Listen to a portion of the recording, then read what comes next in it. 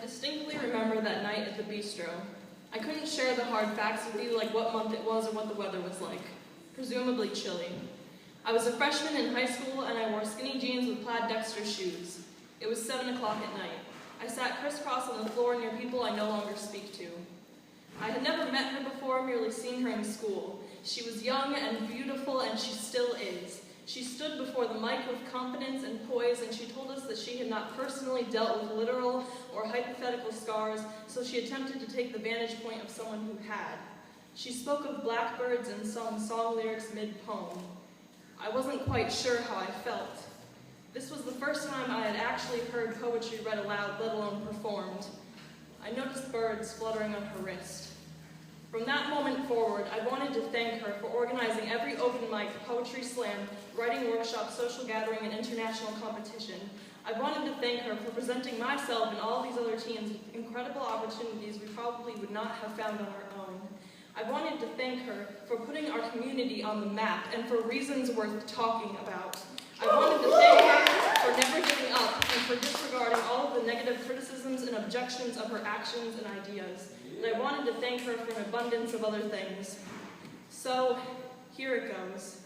Dear Katie Wisnowski, thank you for teaching me that when I stand like this and like this, that I will feel more confident. Thank you for teaching me that I have a voice that will make people listen. Thank you for showing me that I will not stutter when I speak if I am passionate about the content. Thank you for providing me with an outlet when I needed it most. Thank you for teaching me to be loud and to echo in people's hearts. Thank you for unleashing my competitive side. You know, when you originally started teaching poetry in English class, I got so frustrated reading each and every piece because none of that shit rhymed. But now I have an entirely new outlook on poetry. Without you, I would not have known that there was a genre of poetry to be performed, that this whole thing that we do every day is known as the spoken word. I did not know that I could transform this nervous pipsqueak voice in my mind into a powerful noise that makes people listen. You taught me how to be free. You lifted me up when I was feeling down and you supported me throughout high school. You glitter bombed me with an uplifting letter when you knew I was hurting. You figured me out and understood me when no one else was able to.